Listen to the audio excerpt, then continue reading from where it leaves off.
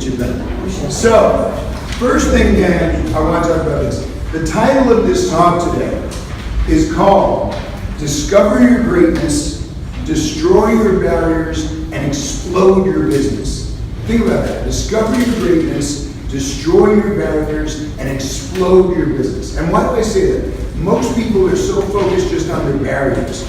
I gotta fix all these things about myself. I have to fix all these things about my business. And the idea is if they keep fixing things, then finally when everything's fixed, they'll be perfect. But what that can do is get you so focused on what's wrong, you actually begin to forget how good you are. Right? Has anyone ever had that happen in some part of their life? I have. Oh yeah, right? It happens. So the first thing I talk about is this. Most people, I say to them, once you understand how truly great you are, every area of your personal and professional life transforms. And as a coach, almost 100% of the time, I can see more in my clients than they see in themselves. Because I can see past their stuff, right? Because I know what's them and what's just in the way.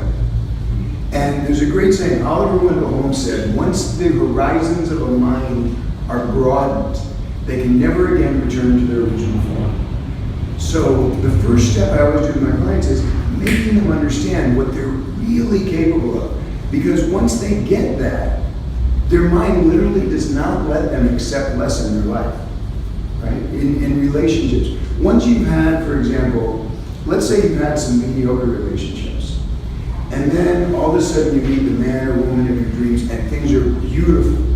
And for whatever reason that relationship ends. Does your idea of what you want your next relationship to be change in a big way, yes or no? Yes. Yeah, this person was great. They loved me just the right way. They communicated when we had arguments, the way we worked things out between us, I loved it. I'm not going to settle for less than that again. I'm never going back, right? Yeah. Well, that happens in every area. Do you want to try an example of this right now? I have an exercise for you. Who wants to try it? All right, so everybody put your stuff down. Stand up where you are. I want you to give an example. Stand up where you are. And make sure you're at least arm's length from the person next to you. And put your feet together, so the sides of your feet are touching. Right? So the sides of your feet are touching. Put your finger out in front.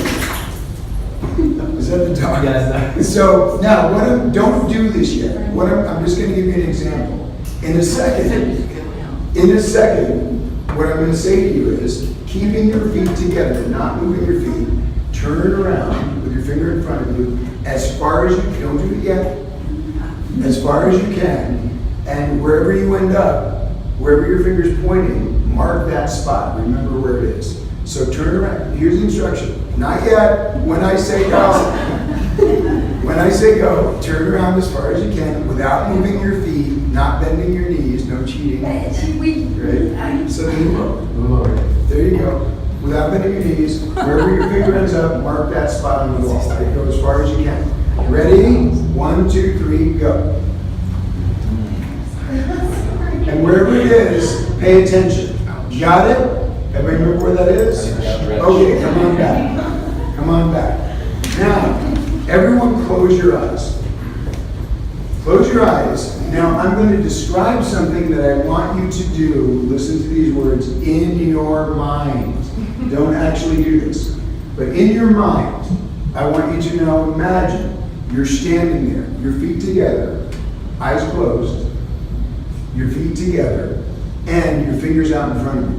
And don't put your finger out in front of you in real life. This is in your mind. So in your mind, you're standing there, your fingers out in front of you, and in a second, I'm going to say, go. But your body is made of rubber.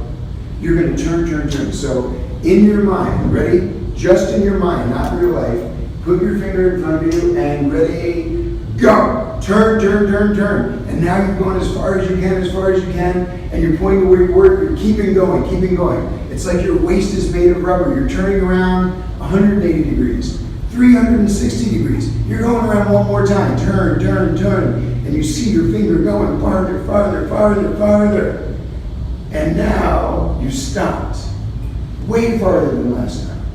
And now imagine your body is unwinding that rubberized waist, and you're back and you're standing facing forward. All right, everybody open their eyes real quick. Put your finger up in front of you. And when I say go, I want you to turn around as far as you can and point to wherever you point. Ready? 1, 2, 3, go. Wow. Oh, that's weird. Now,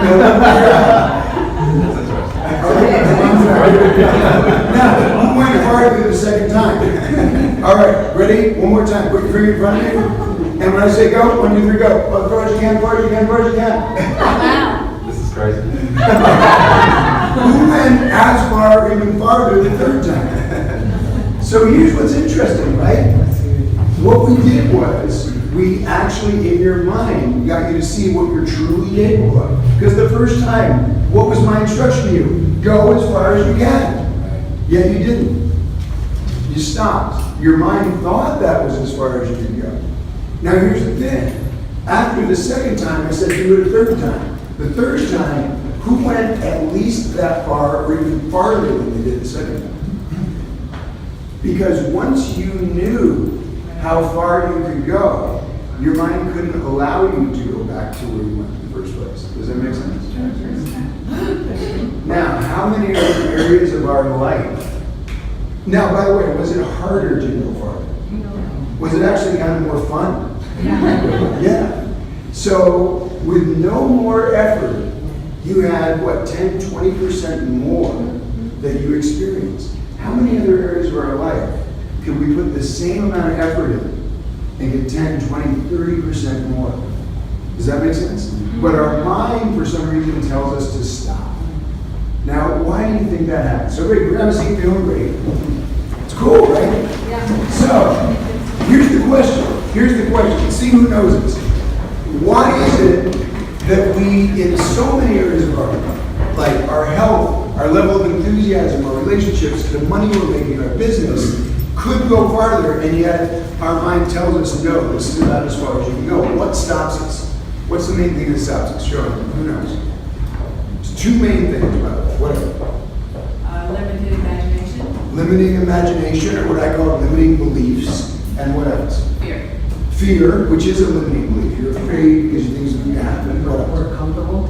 You're comfortable, but again, limiting belief. This is my comfort zone. What did I say? If you could go farther with the same amount of effort. So what if you could stay in your comfort zone and yet still get more results? Make sense? Like some people think that if they want to be a multi-millionaire, or even just say, look, I want to sell 30 houses this year instead of 20, that means I have no life.